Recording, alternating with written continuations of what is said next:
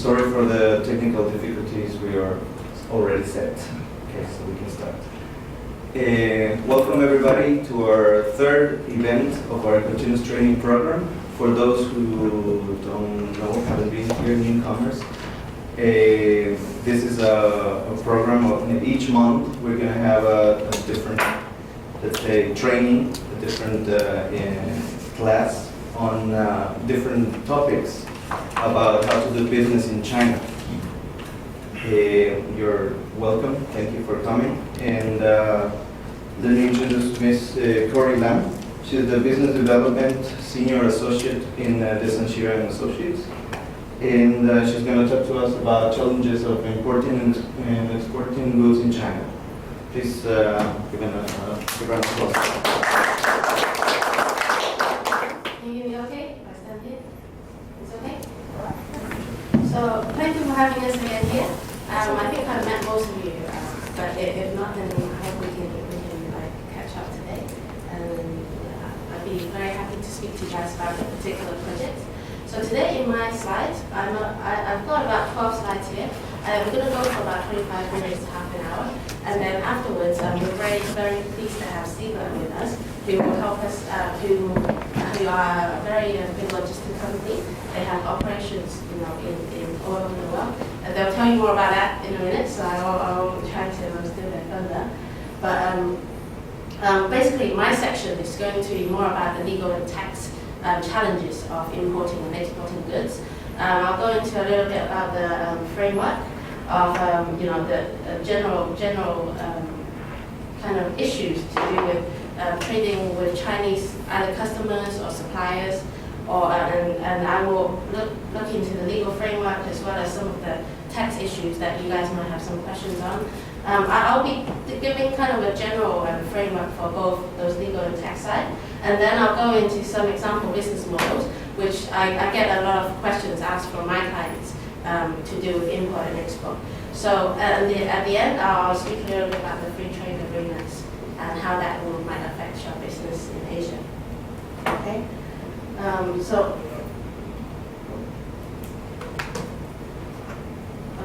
So I just drew up these figures from MOFCOM yesterday, and as you can see, every graph that you see China in to do with trading, it kind of goes this way up, and even though it's in RMB, but as long as it's coming from abroad, it's considered a foreign exchange transaction, and there are restrictions, and the safe authorities do need to approve that before it comes in. Okay. So, like I said, custom documents and VAT forecasts are very important documents for accounting and tax purposes. Without those, you can't really log your income or your expenses. So then, just in a very simple form, what happens when you try to import something? When you import something, there are three main types of taxes that would apply. One is import duty. This is really determined by the HS code of the product. So every product in China has a set HS code. When I mentioned earlier about the manufacturing company and the trading company, if you are putting two products, how do we define two products? We define that by the two HS codes. If you're making a new HS code from the two products putting together, then that's manufacturing. So everything is really done based on the HS codes here.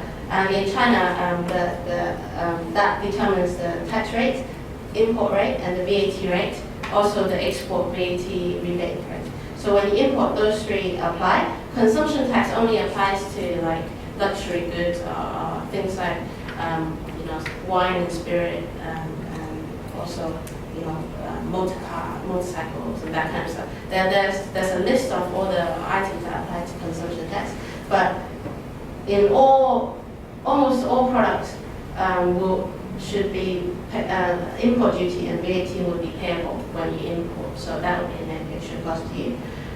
Just to give you guys some examples, like I picked a few of the products from the Ecuadorian projects, and so these are just some examples, the HS codes and what the VAT rate, import duty, and export rebate rates are. Export rebate is basically every time when you export, you can actually get a part of the VAT in that you paid. So we have, I'll just show you here. Basically, you see, because of the different HS codes, the rates can differ. But the VAT rate is what you pay if you sell the product domestically. Import duty is what you pay if you import it from overseas. Export rebate rate is the amount that you can get back if you export. So when I say the amount that you can get back, it comes back to this diagram that I talked about here. So the VAT in, imagine if you are purchasing from China, then you're exporting to Ecuador, for example. So you purchase from China, the Chinese and the customer will completely control the supply chain. So you can't really control when it's going to be, how it's going to be imported, or when it's going to be imported. That, depending on what you're trying to do with your business, it may not be ideal. And then I guess one of the key parts, restriction, is really that because, like I mentioned, that the flow of goods must match the flow of payment, then the customer can only pay in foreign exchange in this way. So you need to only find, you can only appeal to customers who can pay in foreign exchange. And not every Chinese company is willing to do that, because foreign exchange, just from a banking perspective, is more complicated. From a tax, point of view, is more complicated. So, it's likely that if you're trying to appeal to the Chinese market, this will limit your range of customers that you can serve. Okay.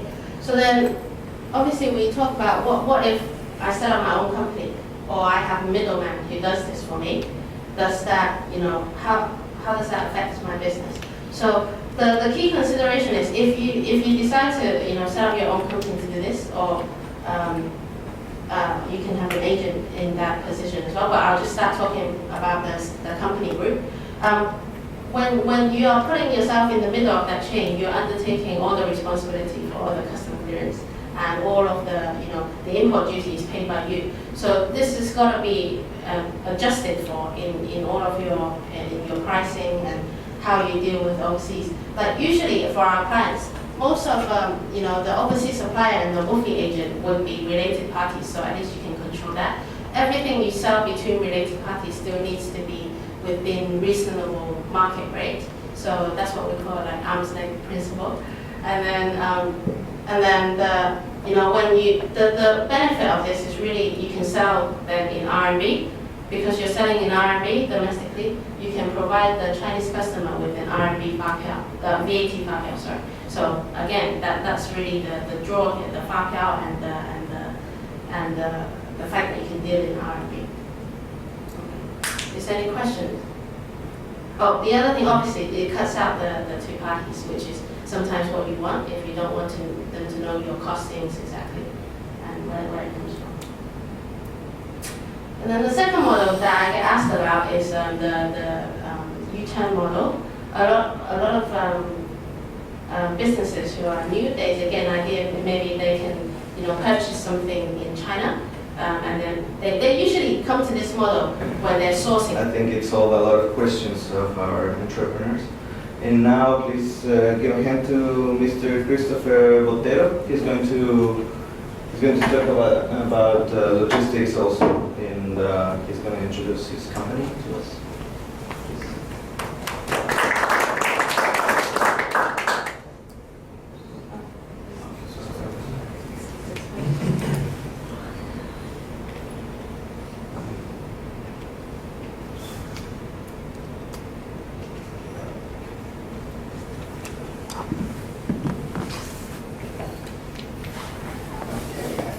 Good morning, everyone.